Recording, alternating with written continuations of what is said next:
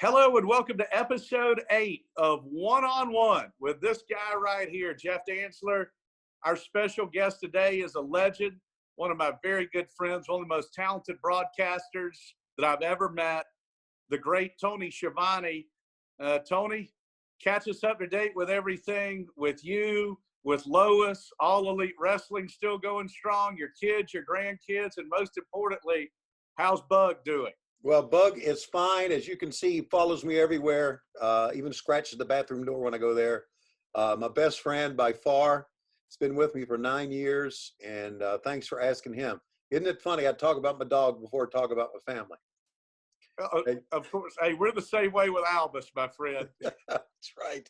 But we're fine. I mentioned to everybody this social distancing thing, Jeff.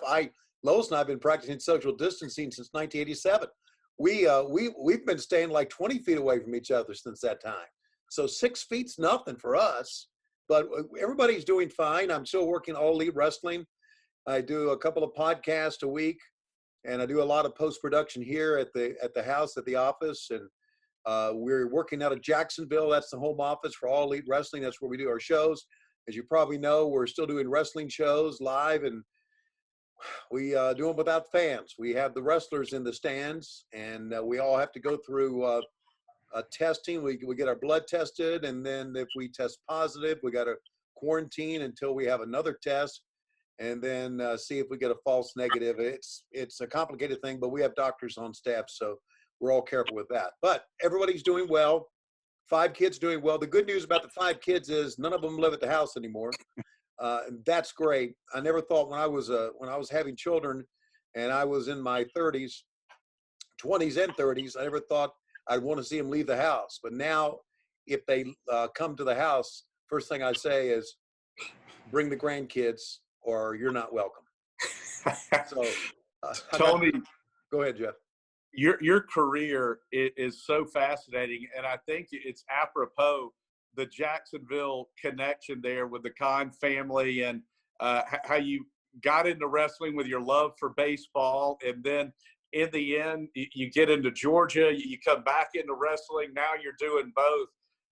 If you could just kind of take us through all these years and the twists and turns and everything that brought you to where you are today. It's a long story, Jeff, a real long story, but I began doing high school football when I was in college, and I started doing that on a local radio station in Stanton, Virginia, and started doing high school football and basketball. That's another long story that maybe for another day. Just very briefly, I'll tell you, I was just doing stats for the play-by-play guy because I wanted to get into the business. You know how it is when you're young, you just want to get in the business, you'll do it whatever it takes. So I was doing stats for the basketball play-by-play guy, and one night he didn't show up. We were getting ready to do a broadcast, and he apparently went to the wrong school. We all live in this county, Augusta County, which is a pretty big county in Virginia. He went to Fort Defiance High School, and the game was at Stuart Stratt High School, and so it was airtime, right? And so I just put on the headset and started talking, and the owner of the radio station, who really was a hard guy to like, but he made me what I am. He drove me hard. He told me, he said, man, he said, you didn't sound good at all. That was my first time. And he said, but you did the right thing because we got to get on the air. He said, keep working hard and you'll make it. So that's what I did. I worked hard. Graduated from college, worked for WTON in Stanton, graduated from college, was hired to do football play-by-play for James Madison University and basketball color right after I graduated from college. But also wanted to do baseball, and I applied to many different baseball teams and was hired in Greensboro to do the Greensboro Hornets, the Yankees single-A team in the South Atlantic League. So I declined my offer to do the James Madison stuff. That's one of those forks in the road, you know, Jeff. Mm-hmm. If I would have stayed and done James Madison football, who knows where my career would have gone. Still got the letter from Rich Murray, the AD at that time, or the sports information director, that said I was hired for the job. So anyway, went on to Greensboro, and that was 1981, and that's where I met Lois, and worked in Greensboro for a year. moved to Charlotte the next year to do AA baseball with the Charlotte team, which was Baltimore's AA team of the Southern League. And they were owned by the Crockett family. And that's where the wrestling connection came in. So we did, I worked for baseball and wrestling part-time a little bit. And finally, I gave up baseball full-time in '85 and worked for the Crockett's until they were bought by Turner Broadcasting in '89. Didn't want to work for Turner. Didn't have a good feeling about it at that time. Worked for the WWF. Worked there in 1989, 1990. And then got an offer to come back to Turner in 1990, at the end of 1990, to do work for them. So that's when I moved to Atlanta, and that's the home where I live in right now. I've been here for 30 years. After WCW ran its course, I got a job with WSB Radio, and that's where the connection came in with you guys.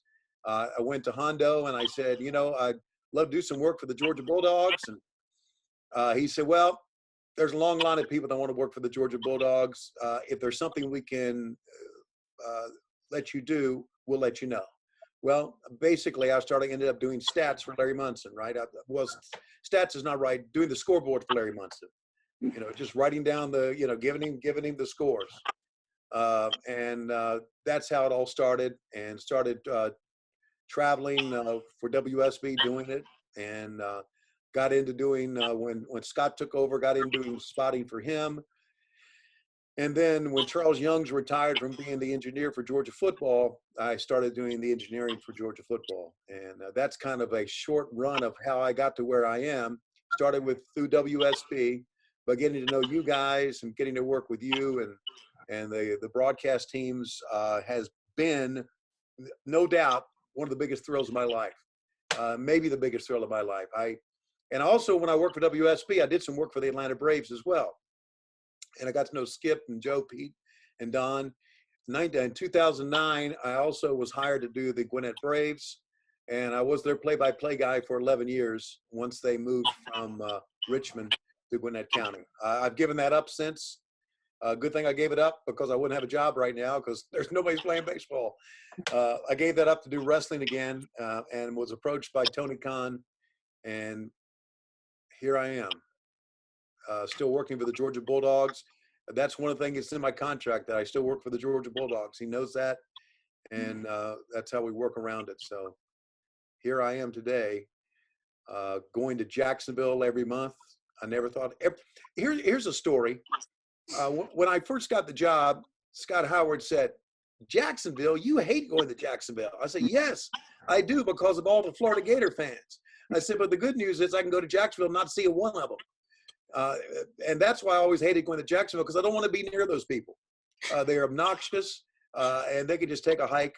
So, but now going to Jacksonville, and I go to Jags games and work with Tony. It's a lot of fun. It really is. And Tony, again, with all those Georgia-Florida games that you've worked now, I think it is serendipitous that Jacksonville is the site now of the All Elite Wrestling. And I know, just knowing you for a while, I could tell, just being your friend, you were maybe for a while trying to distance yourself from back in the NWA days. And Right. Listen, I was a huge fan. It was a thrill for me to meet you. The Dusty Rhodes, Ric Flair. I loved NWA, 20 minutes on Saturday morning, 2 hours on Saturday night. Sure. And so, I mean, you were one of my all-time favorites. And I think you are every bit as important to the success of it as Dusty Rhodes and Ric Flair were. And then for you to get back into it, and your popularity from those days, it's incredible. It never ceases to amaze me. I remember we were working a basketball game together in Gainesville, Florida, and a lady came up and brought you a cake because they were huge wrestling fans. So for you to get back into it, I mean, to me, for wrestling fans, I think it's akin to Tiger Woods 14 years later winning the Masters again. So having the master back in the business, Tony, I'm glad you're back into it, and you're getting to do that and stay with us here at Georgia both. Yeah, well, I never really distanced myself from, well, maybe I did. I decided that when wrestling ended in 2001, Bugs got to go pee. In 2001, I think he does. Excuse me. What do you want? What's going on? I got to watch him because he'll go down the hallway here and lift up his leg. So no problem. So no. Anyway, so when it ended in 2001, Jeff, I decided, you know what? I'm going to try to reinvent my career. I'm going to try to do something different. It's not that everybody thought Tony hated wrestling. No, I loved wrestling. I always did. But I knew that the WWE didn't want me. And I knew that even if they did, I wasn't going to move from Georgia. I love Georgia too much. It's the greatest state in the world. I never want to leave here. And and Lois feels the same way. So I decided that I'm not going to piddle around and do independent wrestling and just try to make a buck here and a buck there, and because there's tons of independent promotions. I was approached by a couple of people. I did do some things in wrestling, very small, but nothing on a major level. So I decided to reinvent my career, and that's where WSB helped me, and the Georgia Bulldogs helped me, and obviously the Atlanta Braves helped me a great deal of that. And I really didn't expect to get back into it until AEW started. And oddly enough, last year I was approached by the WWE and AEW the same day. And that's weird, isn't it? That's how close the wrestling business is. That's how small the world is. It's a very small world in wrestling. And the WWE offered me a job, although they weren't specific. And this was probably last June. And again, it was moving to Connecticut. And then I was going to do it. And Lois says, absolutely not. She did. I mean, she put her foot down. She said, you're not working for them. I said, okay. So then I was approached by Cody Rhodes. And Cody put me in touch with Tony. Flew down to Jacksonville, and met with Tony Khan for 7 hours, 7-hour meeting.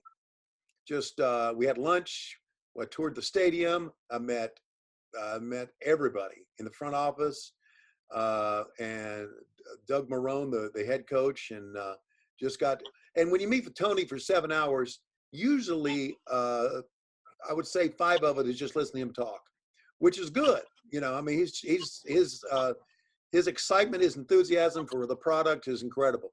And so I decided, you know what? Yeah, I'll get back into it, and I'll make it a full-time gig. Let's make it my last big run. I signed a 5-year deal, and it's been wonderful. It's really been a great place to work, Jeff. At my age, you can't put a dollar amount on being happy in your work. And I'm really thrilled with my work, with not only with Tony and All Elite Wrestling, but with you guys in the Georgia Bulldogs. No, you're spot on there, my friend. And I think for you, it's got to feel good too. You were such a huge part of the NWA's success back in the 80s that you're on the ground floor of this new organization that's the up and comer. Because all of my younger friends who are still really into it, including John Isner, who loves it, they say, what's happened with the WWE, which was the merger and all, it was all there was. And they just say that the product wasn't as good, but the ratings were still high because that's all there was. But now with you being a part of this up and comer, that's got to feel pretty good to have such a huge presence on the ground floor, right? Oh, there's nothing like a company starting from the ground up. And I feel I just love getting together with everybody on Wednesdays. And for people who have been in pro wrestling, it's changed a great deal since the 90s. And I say that, I'm talking about behind the scenes. The egos are not what they used to be. The kids, I call them kids, the guys who are working now, young guys who are hungry and are willing to do anything it takes. Everybody gets along now. Of course, in any business, there are going to be some bumps in the road, and I'm sure there are going to be some bumps in the road down the road. But right now, everything is great. Everybody loves everybody. Everybody's working hard. And for me to be on the ground floor of this is really, really exciting. And it brings back the memories. Listen, nostalgia is big right now for you guys. It really, really is. You want to go back and relive the old days. And I think me on TV helps with some of that, hearing my voice on TV. I know it does. And that's kind of what also kicked off the podcast, and I get to go to autograph signings and Comic Cons and things like that, and get to meet people. And it's been a pretty good life so far. It's funny to me, Tony, and I on a different level, I get that just being friends with a lot of Georgia legends. And for you, I mean, I think about when the Nature Boy came in the press box 2 years ago. He's one of the most famous people in the world, and you know him on a much different level. Right. What's that like, or is that just second nature for you? Yeah, it's second nature for me. I mean, to me, Ric Flair's a real person, right? And to a lot of people, he is just this, but he's just, to me, right now, what you're seeing is not Ric Flair right now. You're seeing zombie Ric Flair. Ric Flair died many years ago in the hospital, but for some reason he kicked out. And now what you're seeing is a zombie impersonation of him right now. So that's all we see. But, I'll give you another example of when I met Herschel Walker. We were doing a show. See, there you go. I'm with you. We were doing a show in Dallas. He was playing with the Cowboys at that time. And he and Brett Hall, who was playing with the Dallas Stars, were in the backstage area. We were running, WCW was running Reunion Arena, right? So I'm in the backstage area, and I just kind of walk up, and he sees me, Georgia kid, right? Yeah. He sees me. He comes, and he bear hugs me, all right? And I knew he had a little bit too much to drink. That's fine. He bear hugs me, and he said to me, "I remember you when I was a kid." And then all of a sudden I thought, well, my first year in wrestling was 1983. I don't think you were a kid in 1983, but I never corrected him because I didn't know what Herschel Walker I was talking to at that time. So I just, he and I have developed kind of a friendship since then. And every time he sees me, we'll talk wrestling. But to me, meeting Herschel Walker was kind of like you meeting Ric Flair, The first time I got Herschel's autograph, December 31st, 1982, elbowed my way through a bunch of people to Marriott, New Orleans, before the heartbreaker against Penn State. He's right. Will always be my sports hero there. Tony, one of your incredible qualities, and I think part of what made the NWA so great, in my opinion, were the two greatest athletes, the two greatest wrestlers, Ric Flair and Dusty Rhodes, were also the two greatest interviewers. So right. you had your best, also brought the Q rating. The Anderson brothers were great as well. For you, one of the things that's amazing to me, and you're great with play-by-play, you're great with interviews. With some of these interviews, with Baby Doll, with Arn Anderson, everybody knows that women in the kitchen and making babies, and Ric Flair on his back with Space Mountain. How in the hell did you keep a straight face through all that? These are the greatest interview segments in the history of mankind. How did you not just crack up? Well, I think you if you see some of the wilder ones, you'll notice that I am smiling, and you'll notice that like, for instance, someone gave me on Twitter the other day. It was Ric Flair brought out a cassette recorder of the song "The Wanderer," and he sang along with it while I was holding the microphone. You see, I'm smiling. I'm looking at David, and I'm smiling. But I always took my job seriously. I always thought that what I was doing was very, very important, and I was always kind of focusing on trying to make it, because I loved wrestling like you do, and I was a wrestling fan before I started, and I never looked at wrestling as something stupid or something silly. I thought, I'm a part of this show, and I need to make it look as important, as serious as possible. Just like when you're doing, one of the baseball games, Jeff, you realize what your job is, right? And your job is to describe the action. Your job is to help elevate the Bulldawg program, get people to come out to the games. And my job was to get people in the stands and help elevate the product. So I took it very seriously. And there were times that, I was off camera. I mean, there's one where Ric Flair brought out a mannequin when he had the angle with Jimmy Garvin and Precious, and he brought out a mannequin and made out with the mannequin. And I've got to hold the microphone for this stuff. So the good news is the camera was on Rick and the mannequin. And then there was one time that Dusty said that he could get a gorilla to be his tag team partner against the Andersons. So we brought out that little cage that they would put Jim Cornette in and hoist him above the ring. We brought out the little cage. They put J.J. Dillon in a gorilla uniform, gorilla suit, and I interviewed the monkey. And I'm thinking, what the hell am I doing? And I remember in the back, Dusty says, "Okay, JJ," he says, "now when Tony puts the mic in front of you, I just want you to go." Because that's all monkeys ever do. They go. JJ said, "Okay," and then he did that. And then, of course, on Mother's Day, we brought out a lady in a gorilla suit dressed as a monkey for the monkey's mother, and that's some of the crazy stuff we used to do at the old TBS studios. And it was entertaining stuff, and I had to keep the old straight face, but I would smile too because it was fun. Not laugh at it, but smile with it because we were all having a good time. And I'll take some of the worst words of all time when we catch you on the late Saturday night show that we're coming in Savannah on WTOC. There'd be a great match for like the National Heavyweight Championship. And hear Tony Schiavone say, "We are desperately short on time." And oh my God, I got to wait till next week to find out who won. Yes, right, exactly. And I used to say, JD, the tape machines are rolling, but there's no more tape machines now. So I can't use that term. I got to figure something out. Maybe the hard drives are still buzzing along or something.